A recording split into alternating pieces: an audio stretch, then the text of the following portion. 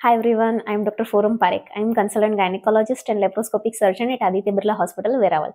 So welcome to my GyneCare channel. सो अब हम discuss करेंगे एंडोमेट्रियोसिस के इलाज के बारे में। तो एंडोमेट्रियोसिस का डायग्नोसिस कैसे होता है, तो ये देखते हैं। तो एंडोमेट्रियोसिस में काफ़ी बार ऐसे लेट डायग्नोसिस बहुत कॉमन है, 7 से 10 साल लग जाते हैं उसको प्रॉपरली डायग्नोसिस करने में। तो इसका डायग्नोसिस किस बेस पे होता है ये देखते हैं। तो सबसे पहले हिस्ट्री, यानी कि पेशेंट की कंप्लेंट्स।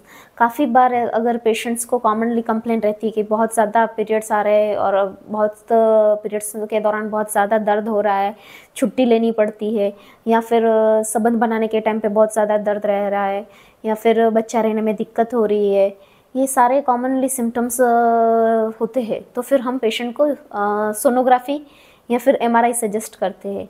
सोनोग्राफी और एमआरआई के द्वारा एंडोमेट्रियोसिस का डायग्नोसिस हो सकता है।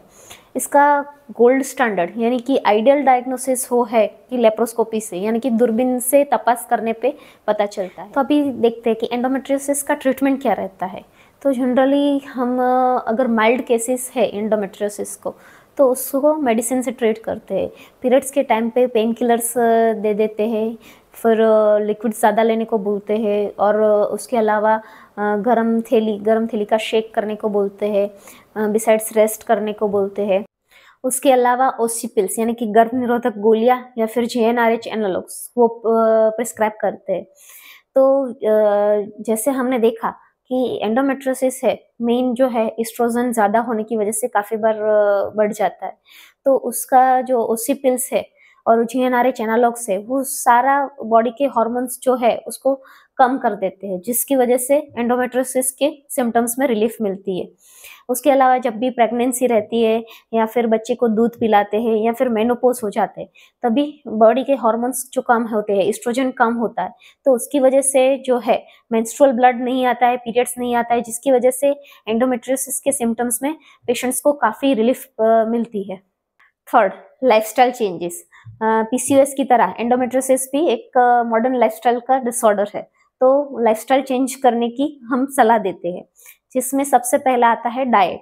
डाइट में आपको क्या क्या लेना चाहिए? तो डाइट में हाई फाइबर यानी कि फ्रूट्स है, हरी पत्ती वाली सब्जी है, वो डाइट में ज़्यादा लेना चाहिए।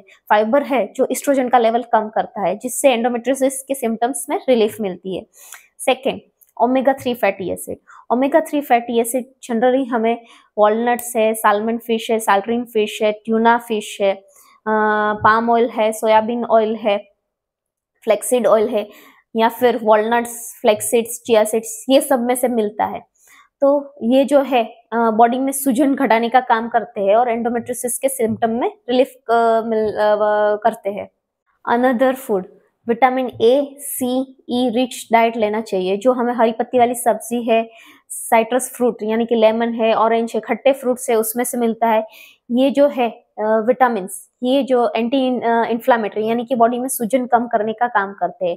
उसके अलावा जिंक और मैग्नीशियम, ये भी डाइट में इंक्लूड करना चाहिए, जो हमें मिलता है वॉलनट्स है, डार्क चॉकलेट है, और वेजिटेबल्स में से। रिसेंटली टर्मरिक मिल्क यानी कि गोल्डन मिल्क, उसको हल्दी को जो है उसमें एंटी इन्फ्लामेटरी प्रॉपर्टी होती है, जो बॉडी में सूजन को कम करती है। ये भी काफ़ी बार एंडोमेट्रियोसिस के सिम्टम्स को रिलीफ करने में, पेन को रिलीफ करने में मदद करती है। अभी क्या खाना अवॉइड करना चाहिए ये देखते हैं।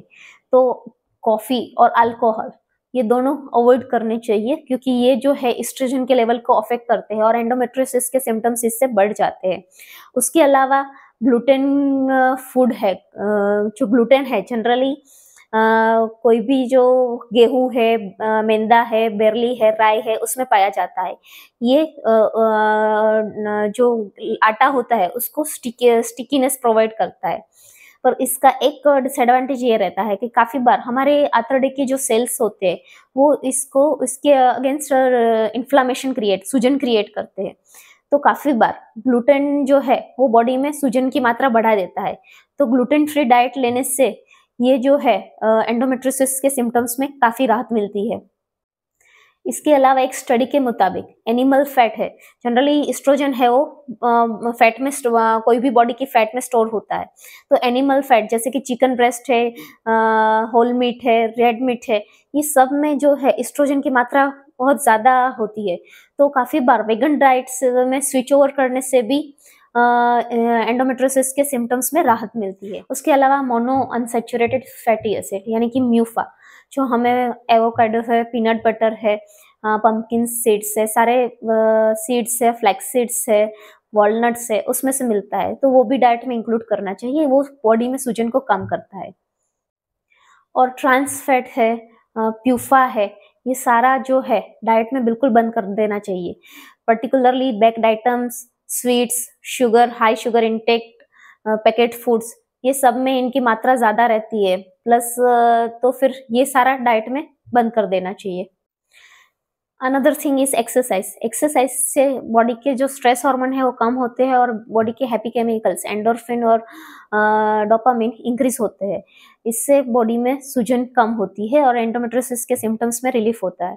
आइडियली आपको 150 minutes per week moderate intensity exercise recommend किया जाता है।